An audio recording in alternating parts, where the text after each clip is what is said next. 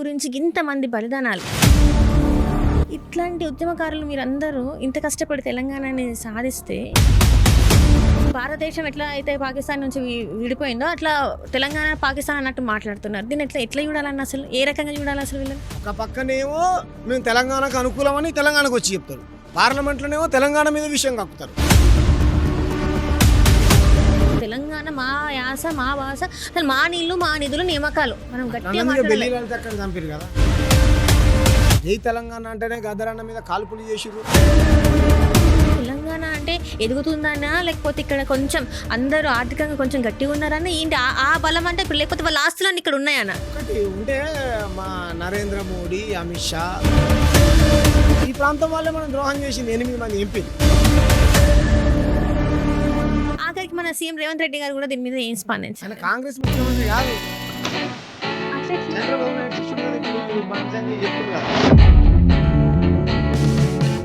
ఖచ్చితంగా ఆడపిల్లలు చదువుకోవాలని చెప్పి మాట్లాడే బీజేపీ ప్రభుత్వం మరి ఓట్ల దగ్గరికి వచ్చేసరికి చట్టసభలల్లో మహిళలు రావాలంటే మాత్రం ఇట్లా అన్యాయం చేయడం ఏంటన్నమాట. బీజేపీ మూల సూత్రం అది. మహిళలకు జిందాబాద్ కొట్టాలి, మహిళల పైన రేపులు, దాడులు, హత్యలు జరుగుతుంటే ఖండించుకుని ఉండాలి. మణిపూర్లో ఎంత దారుణాన్ని సృష్టించారో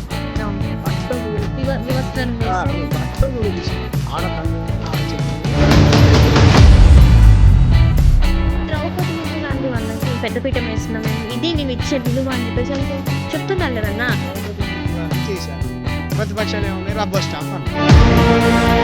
ఆదివాసుల పేరు చెప్తా ఉన్నారు, ఆదివాసీ మహిళని చేసామని అంటా ఉన్నారు. మరి ఆదివాసుల పైన ఎంత దాడులు జరుగుతూ ఉంటే ఒక్క మాట అయినా మాట్లాడిందా? ఒక మతం వాళ్ళందరూ మంచోళ్ళు, ఒక మతం వాళ్ళందరూ చెడ్డలు, ఓ ప్రాంతం వాళ్ళందరూ మంచోళ్ళు, ఓ ప్రాంతం వాళ్ళందరూ చెడ్డలు అనేటువంటి భావనలో మనం ఉందామా? అట్లా ఉండదు కదా, వ్యక్తిగతం చేస్తే వ్యక్తినా అంతేనా? కానీ వాళ్ళందరికీ ముడి పెడతావు. మన హిందువులు ప్రమాదంలో ఉన్నారు, హిందువులు ప్రమాదంలో ఉన్నారు, హిందుత్వం ప్రమాదంలో ఉన్నది, భారతదేశం ప్రమాదంలో ఉన్నది, భారతీయ జనతా పార్టీ ప్రమాదంలో ఉన్నది. రేవంత్ రెడ్డి గారి పాలన వచ్చినప్పటి నుంచి చాలా మంది ఇబ్బంది పడుతున్నారు, రైతన్నలు ఇబ్బంది పడుతున్నారు అని చెప్పేసి అనిపిస్తుంది. మీరు మీ వ్యక్తిగతంగా మీరు చూసి మీకు ఎట్లా అనిపిస్తుంది? రేవంత్ రెడ్డి తెలంగాణ చరిత్రహీనుడిగా మిగిలిపోతాడు. చచ్చిపోయింది మనకృష్ణ కొట్లాడుతుంది దాని మీద. నీ ప్రభుత్వం నిర్లక్ష్యం కాదు.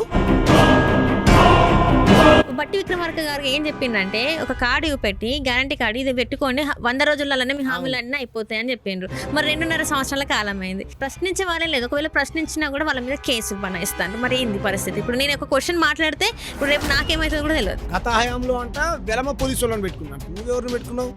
రెడ్డి పోలీసు వాళ్ళని పెట్టుకున్నావు. యువ రైతులు చూసుకున్నట్టయితే అప్పులు చేసినాం ఎండిపోతుందని మొన్న ఒక యువ రైతు చనిపోయాడు, ఆత్మహత్య చేసుకున్నారు. ఇప్పుడు ఏంది సార్ పరిస్థితి ఏంటంటారు? వీళ్ళు కాంగ్రెస్ ప్రభుత్వానికి పరిపాలన చేత కావట్లేదు. రాజగోపాల్ రెడ్డి చెప్పిండు, ఇప్పుడు కాంగ్రెస్ కదా, ఆయన చెప్పిండు రేవంత్ రెడ్డి